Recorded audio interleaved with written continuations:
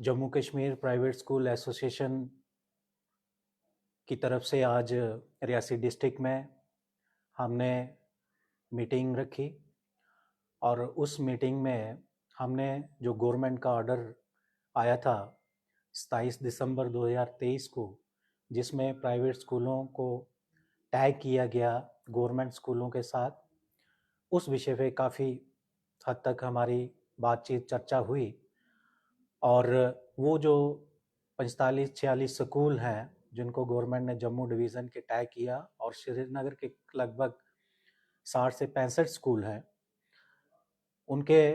संदर्भ में रियासी डिस्ट्रिक्ट ने भी ये निर्णय लिया कि जो एक आह्वान किया है Jammu Kashmir private school association ने 10 तारीख को जम्मू चलो का नारा दे के कि वहाँ पर हम सब मिल के प्रदर्शन करेंगे,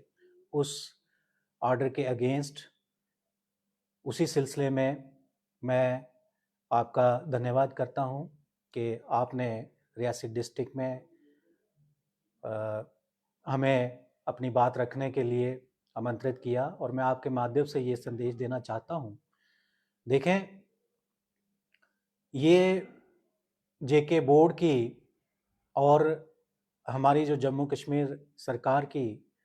नाकामी की वजह से ऐसी चीज़ें सामने आई हैं। जब भी स्कूल परमिशन के लिए अप्लाई करते हैं एक्सटेंशन के लिए, तो समय सीमा तय ना होने की वजह से ये समस्याएं आई हैं। अगर जब हम परमिशन के लिए अप्लाई करते हैं उसमें एक सीमा तय की जाए कि इतने समय के अंदर अंदर हमें परमिशन मिल जानी चाहिए, उनकी जो मीटिंग्स रहती हैं उसके लिए, कमेटीज़ जो बैठती हैं उसके लिए, तो शायद ये समस्या ना आती, क्योंकि स्कूलों ने समय पे अपने परमिशन एक्सटेंशन के लिए अप्लाई किया और सारी फॉर्मेलिटीज़ पूरी करने के बाद अब जो दिसंबर में ये ऑर्डर निकलता है और हम ये देखते हैं कि उन स्कूलों की डेफिशिएंसी निकाली गई। और कुछ स्कूलों से जैसे बात हुई तो उसमें बहुत सारे स्कूल थे जिनकी नवंबर तक एनओसीज की लाइफ जो थी वो सही थी, लेकिन उसके बाद वो डेफिशिएंसी में डाल दिए गए और उन स्कूल के बच्चों को 10th क्लास के जो बोर्ड के एग्ज़ाम है, 11th के या 12th के जो हाई सेकेंडरी स्कूल है, उनको टैग किया गया गवर्नमेंट स्कूल के साथ। ये बड़ी एक सोचने की बात है कि पूरा सेशन बच्चे वहाँ पे पढ़ते रहे हैं, पढ़ाई करते रहे हैं, और अब जाके लास्ट में 1-2 महीना जो बचा है उसके लिए उनको दूसरे स्कूल की तरफ से उनके एग्जामिनेशन फॉर्म फिल किए जाने हैं। उनको जो स्कूल है जहाँ वो पढ़ रहे हैं प्राइवेट स्कूल में, वहाँ से उसको डिस्चार्ज सर्टिफिकेट लेने हैं और गवर्नमेंट स्कूल ने फिर उसको अपने पास एडमिट करके फिर उनके फॉर्म भेजने हैं। तो ये सारा प्रोसेस करने के बजाय गवर्नमेंट को या जे.एंड.के के बोर्ड को ये निर्णय लेना चाहिए था कि ये जो 2-3 महीने का समय है, इस समय में एग्ज़ाम उसी स्कूल के थ्रू कर देने चाहिए थे। उस स्कूल को समय देना चाहिए था अगर कोई डेफिशिएंसी है, ताकि वो समय में उसको पूरा कर सके। तो इसके खिलाफ हम सब मिलके रियासी डिस्ट्रिक्ट में भी ये निर्णय लिया गया कि हम भी उन स्कूलों में को जम्मू के थे, कठुआ के, उधमपुर के, सांबा, राजौरी, पुंछ के, उन सब स्कूलों के हम साथ खड़े हैं और उस प्रदर्शन में हम सब 10 तारीख को 11 बजे जम्मू में हम लोग प्रदर्शन करने जा रहे हैं। तो आपके माध्यम से हम सभी हमारे डिस्ट्रिक्ट रियासी के और जम्मू के जितने भी प्राइवेट स्कूल्स हैं उन सबको ये प्रार्थना कर रहे हैं कि ज़्यादा से ज़्यादा जम्मू में पहुँचें और हमने जो एक नारा दिया है जम्मू चलो का, उसको सफल करें। क्योंकि हमारे जो स्कूल हैं, जिस तरीके का हमें लग रहा है कि आने वाले समय में गवर्नमेंट जब बोर्ड ये चाहते हैं कि प्राइवेट स्कूल जो हैं ये बंद हो जाएं, जो कि कितनी मेहनत से यहाँ पर बच्चों को मेहनत करवा के पढ़ाते हैं और अच्छे रिजल्ट आते हैं प्राइवेट स्कूल्स के। और साथ में ये भी सोचने वाली बात है कि जो हमारा स्टाफ होगा, अब जिस स्कूल को कह दिया गया कि आपने अगले सेशन में 9th 10th 11th 12th की क्लासेस में एडमिशन नहीं करनी है, इसका मतलब ये हुआ कि अल्टीमेटली स्कूल इनडायरेक्टली तरीके से उसको बंद करने का निर्देश दे रहे हैं। उस स्कूल का क्या होगा? उस स्कूल में काम करने वाले staff, teachers, peons, drivers, conductors, fourth class के और जितना भी स्टाफ है, माई, उन सब के लिए क्या कोई ऐसा गवर्नमेंट के पास है कि उनको कैसे वो करेंगे? कितनी अनएम्प्लॉयमेंट और बढ़ेगी। एक तरफ यहाँ पे हमारे देश के प्रधानमंत्री बोलते हैं कि भाई सबको अपने बलबूते खड़े होके काम करना चाहिए, उसके लिए वो प्रोत्साहित कर रहे हैं, प्राइवेट सेक्टर को बढ़ाने के लिए प्रोत्साहन दे रहे हैं, और दूसरी तरफ किस तरीके से प्राइवेट सेक्टर को टारगेट किया जा रहा है, ये बहुत ही निंदनीय है। इसकी हम कड़े शब्दों में निंदा करते हैं। और अब मैं निवेदन थोड़ा समझना चाहूंगा, आपने कहा कि tagging of private school with जी गवर्नमेंट स्कूल, विस्तार से बताएं क्या मतलब है इसका, अगर ये होता है तो क्या इसके बाद होने वाला है? देखिए, टैगिंग का मतलब ये है कि जो बच्चे प्राइवेट स्कूल में पढ़ रहे हैं, और ये मैं उन स्कूलों की बात बता रहा हूँ जो 20, 30, 40, 50 सालों से स्कूल काम कर रहे हैं, और हमें पहले तो हुआ करता था कि 3 साल के बाद फिर से परमिशन एक्सटेंशन के लिए अप्लाई करना पड़ता था। आज जो है वो हमें 5 साल की परमिशन मिलती है, उसके बाद फिर से हमें उसी तरीके से नई परमिशन के लिए अप्लाई करना होता है। और वो प्रोसेस जो चल रहा है उसके लिए जैसे एनओसीज दिए जाते हैं, एनओसीज हमें गवर्नमेंट के डिपार्टमेंट की तरफ से ही अलग अलग हमें लेने पड़ते हैं, कम से कम 10-12 एनओसीज हमें लेने पड़ते हैं, और वो अगर समय पे नहीं मिल पाते हैं तो ये दिक्कतें तब आती हैं। गवर्नमेंट ने जो अभी ये ऑर्डर किया, बच्चे दिसंबर तक उसी स्कूल में पढ़ रहे हैं, कोई प्रॉब्लम नहीं है। अब जब एग्जामिनेशन फॉर्म भरने की डेट आई और उसमें जो स्कूलों की जैसे 23 मार्च तक परमिशन खत्म हो गई थी, उन्होंने अप्लाई किया हुआ था, तो उसमें कोई एनओसी जो है उसका नहीं मिल पाया उसको, उसके कारण या किसी और कारण से उसको उन्होंने उस लिस्ट में डाल दिया कि भाई उसका केस जो उसने अप्लाई किया था वो डेफर कर दिया बोर्ड ने। तो वो ऑर्डर निकाल दिया साथ में कि भाई ये उसका नियर बाई जो गवर्नमेंट स्कूल है वहां पे इन बच्चों को ले जाके वहां से उनकी फॉर्मेलिटीज पूरी करके फॉर्म भरे जाए 10th के एग्जामिनेशन के। तो ये सोचें, खुद देखें इसके कि भाई अब 2 महीने रह गए हैं, तो लास्ट में आके अगर ऐसा डिसीजन लेते हैं, जहाँ तो उसको शुरू में ये चीज़ हो जानी चाहिए थी स्टार्टिंग में, और लास्ट में आके ऐसा करना है, इसमें बच्चों को भी दिक्कत होगी, बच्चों को भी परेशानी होगी, पेरेंट्स के लिए भी ये परेशानी का कारण बन सकता है, और स्कूल के लिए तो है ही है, जो 20-30 साल से जिसने अपनी सेवाएं दी हैं अपने समाज के लिए, सोसाइटी के लिए अच्छा काम करके, और आज उसके साथ ऐसा व्यवहार हो तो ये कोई अच्छी बात नहीं है।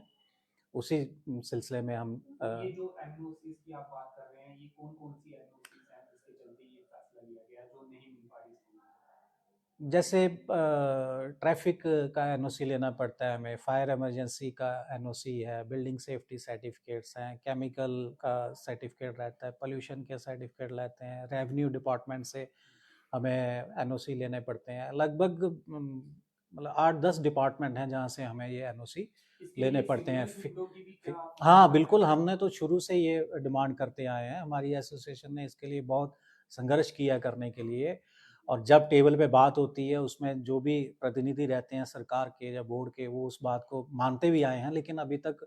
वो सामने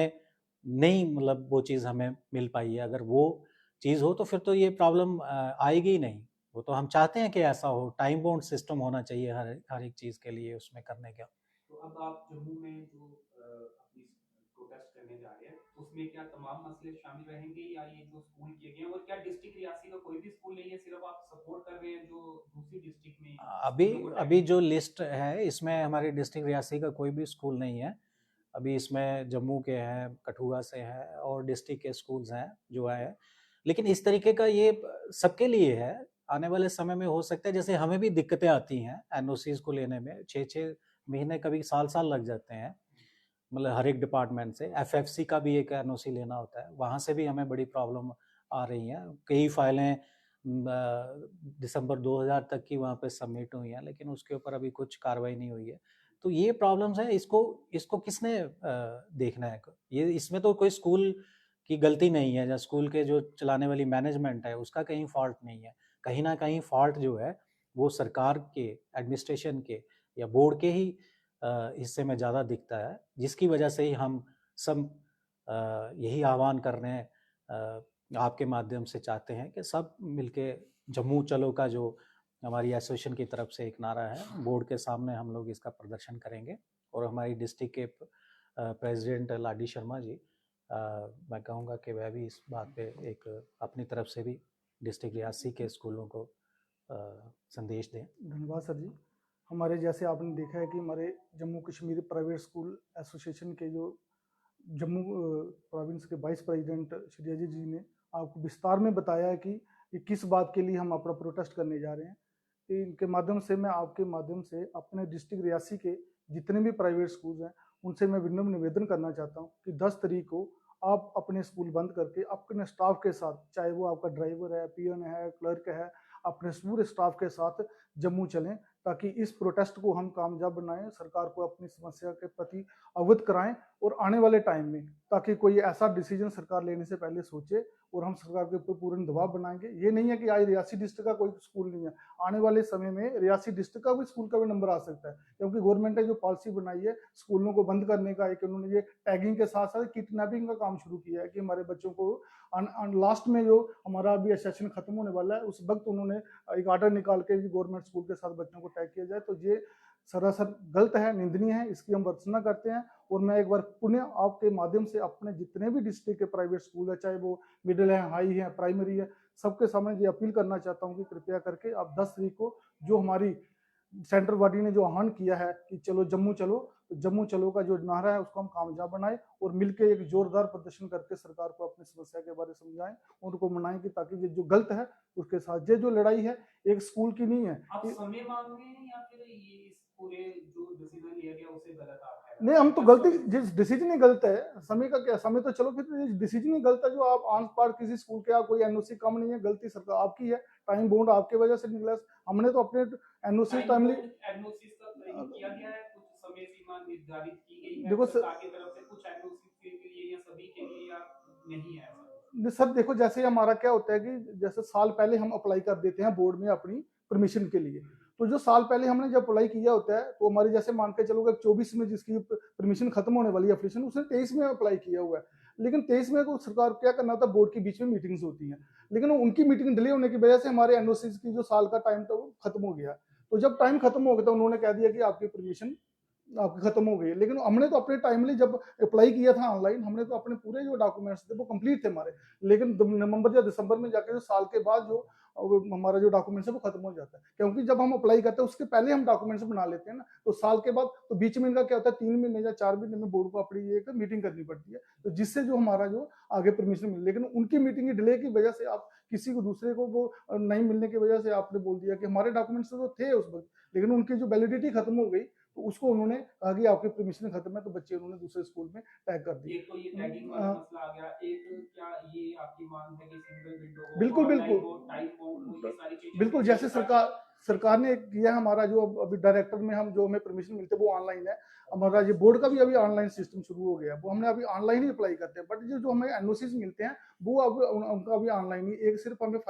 फायर का जो है वो उसका है 30 डेज की टाइम बोर्ड है, वो 30 दिन में मिलता है, लेकिन बाकी वाले अभी वो उनका कोई टाइम बोर्ड नहीं, ना ही वो ऑनलाइन है। तो हम चाहते हैं कि सारा एक सिस्टम सिंगल विंडो हो जिसमें सारे हमारे एनओसी भी साथ में चले और परमिशन एप्लीकेशन भी साथ में चले, तो एक समय सीमा एक निर्धारित हो, तो उसमें हमें आने वाले टाइम में कोई दिक्कत ना हो। तो और ये भी मांग करते हैं कि जिन्होंने जिन स्कूलों को टैगिंग किया उनको थोड़ा समय दीजिए इस सेशन तक, आगे उनको। पहले क्या होता था सर, मैं ये बताऊं आपको कि पहले जब भी कोई परमिशन मिलती थी, कोई डेफिशिएंसी अगर बोर्ड में ही रहती थी तो वो 3 महीने का टाइम देते थे कि आपको प्रोविजनली परमिशन दी गई है, आप 3 महीने के बाद ये अपना एनओसी पूरा करिए, आपको ये परमानेंट परमिशन मिल जाएगी, तो टाइम दिया करते थे। लेकिन अब गवर्नमेंट का ये कोई रवैया अब चेंज हो गया, हमें इस चीज का समझ नहीं आ रही, उसी वजह से हमें बुजुर्ग ये कदम उठाना पड़ रहा है कि हमें प्रोटेस्ट करना पड़ रहा है। जो हमारा जो काम नहीं है प्रोटेस्ट, हमारा काम है समाज में शिक्षा देना, लेकिन समाज में चेंज लाना, लेकिन मजबूरन गवर्नमेंट हमें मजबूर कर रही है कि हम क्या जहाँ पे जाके प्रोटेस्ट करें। आपके प्रदर्शन के बाद सरकार वापस लेगी? उम्मीद तो है, कोशिश करते हैं, हम चाहते हैं, हमने तो उससे पहले भी रिप्रेजेंटेशन भेजी है,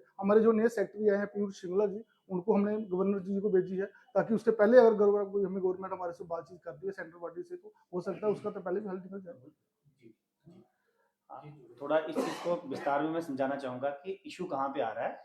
जैसे सपोज करो किसी का परमिशन जो है वो मार्च 2023 में खत्म हो रहा है,